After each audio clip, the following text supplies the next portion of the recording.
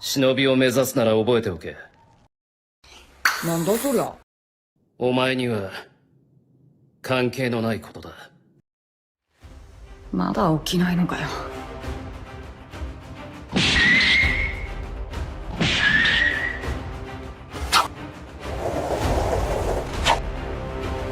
よく見ておけ。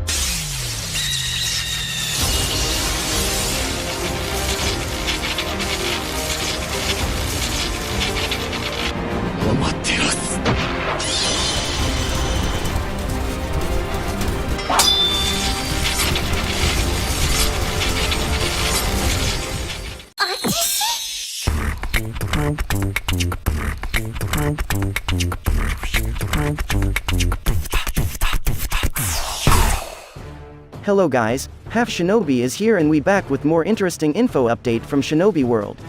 In this video we will discuss about the future of Team 7 Part 1. But as usual, before entering the video, don't forget to click like, share, subscribe and click the notification bell so you don't miss updates about the Shinobi World. Without further ado, let's get right into the video. After a tense battle between Naruto, Sasuke and Boruto against Ishiki, Naruto must lose Kurama due to the use of the last and strongest mode, Baryon mode, to defeat Ishiki. Meanwhile, Sasuke had to lose his strongest dojutsu, Rinnegan, as a result of Momoshiki controlling Boruto's body to destroy that troublesome dojutsu. They did manage to win against Ishiki, but they also lost the two greatest powers, Kurama and Rinnegan, making Konoha's power decrease drastically. It was feared that there would be another Otsutsuki attack in the future, and no one will know how to stop them. With the loss of two greatest powers that protect Konoha, this indirectly makes the Ganon Team 7 feel responsible for protecting Konoha. However, protecting Konoha is not as easy as imagined, because Naruto and Sasuke, who are very strong and the saviors of Shinobi World, became helpless in front of the Otsutsuki, let alone those Ganon who are still very weak. Realizing that they are still weak, Team 7 at least has a strong determination to protect Konoha. It can be seen from the efforts of those who want to start training to strengthen them both individually and as a team. Therefore, Team 7 decided to do heavy training every day in order to become strong, which might exceed Naruto and Sasuke in the future. Both Boruto, Sarada, and Mitsuki practice every day in various ways. Sometimes they focus on training each other's strengths, sometimes they do sparring to test the extent of their abilities, sometimes they also train together to improve their teamwork. The exercises carried out by Team 7 have indeed succeeded in improving their abilities both as individuals and as a team, but somehow they still feel that something is still lacking, and this is not enough to be able to compete with Otsutsuki. With a strong will to become stronger, Boruto, Sarada, and Mitsuki decide to separate, and go through their own training. The meaning of parting here is that those with strong determination are willing to leave the safe zone as Team 7, and will split up for a long time to find the strength they want.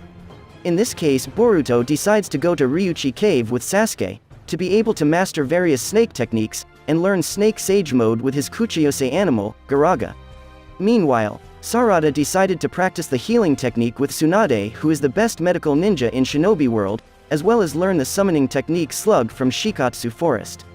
In addition, Sarada also wants to inherit Tsunade's leadership, because it has been Sarada's dream since childhood to become a Hokage. While Mitsuki, he spends his time practicing with his father and brother, Orochimaru and Log, in order to better control chakra, so that he can use Sage mode without significant side effects. Each day at first felt very hard, where they spent a lot of time practicing.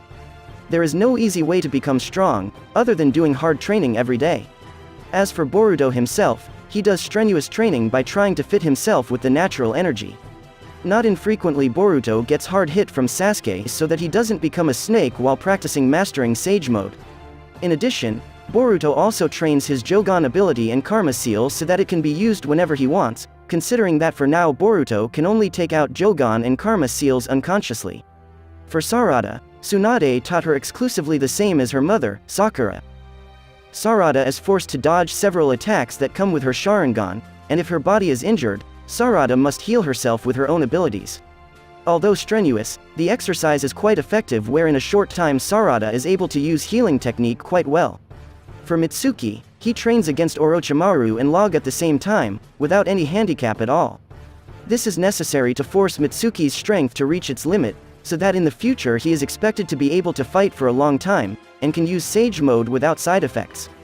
Practice after practice is done until it doesn't feel like 3 years have passed. Not many physical changes have occurred to them, but in terms of strength, the aura alone feels very different. Even Sasuke himself admits that the current Boruto may already be stronger than he who has no Rinnegan. After Boruto returns to Konoha from his long training with Sasuke, he is greeted by his 2 best friends who already know the news of him return to the village. A brief reunion occurs between them. There's not much physical change in Boruto, but Sarada looks prettier with her long hair, which makes Boruto a little fascinated to see her. Apart from Team 7, Konoha also doesn't look much different from before Boruto left the village. It's just that Konoha feels quieter because since Boruto's departure, not a few Jounins have died while carrying out missions. Indirectly, Konoha became short of people to be able to complete the existing mission, and Team 7 felt responsible for this. Because Boruto's abilities have been recognized by Sasuke, and Team 7 has arguably surpassed the average Jonin, the newly reformed Team 7 is tasked with finding information about Kara, who is believed to still have several members still alive today. Team 7 didn't mind because they had won against several Kara members before, such as Deepa, Au, and Boro. In addition, they also want to test their respective abilities from long training for the last 3 years. Arriving at Kara's headquarters, they saw that the surroundings were empty with no occupants, only a few of Amato's research tools were left. Not long after that, suddenly 3 cyborgs appeared and attacked them. Although the cyborgs in front of them looked soulless, there was no doubt that the cyborgs were quite strong. Boruto, Sarada, and Mitsuki felt that this might be the right time to show their abilities from the results of their long training. Boruto immediately summoned Garaga, then activated Jogan and his Karma Seal at the same time. Meanwhile, Sarada activates her Mangekyo Sharingan, and takes out Susanoo in ribcage form. For Mitsuki himself, he without hesitation used the Snake Sage mode, because for now the side effects produced were not so big for him to handle. In this way, the cyborgs were easily destroyed, and Team 7 felt proud both with their respective strengths and with the strength of their team that had developed far. But with the movement of the cyborgs, it means that someone is controlling behind them. When they searched further, they found a little boy with blue hair. Although still small, the child gave off an unpleasant aura that made Team 7 feel anxious in front of him. When the little boy approached without saying anything, Boruto took it as a threat and tried to attack him. Surprisingly, Boruto himself was hit by the attack, and the boy then laughed while introducing himself as Damon. Basically, Damon didn't expect uninvited guests to come, and intended to invite them to play. But because Boruto has destroyed his cyborgs and intends to attack him, Damon considers the arrival of Team 7 as a threat to both himself and Kara. After that, Damon ran towards them and seemed to intend to attack, thus making the others ready to launch a counterattack. But what happened was exactly the same as what happened to Boruto before. While Daemons can still attack them, whatever Team 7 plans to have an impact on themselves. From here, Mitsuki with his genius concludes that Daemon's ability is to reflect all attacks resulting from killing intent. They began to think of various ways to defeat Daemon without having to attack him, and from here they coordinated to trap Daemon into Sarada's Genjutsu. Without thinking anything, Boruto and Mitsuki launch a random attack so that Daemon's reflection ability becomes inactive due to the absence of killing intent.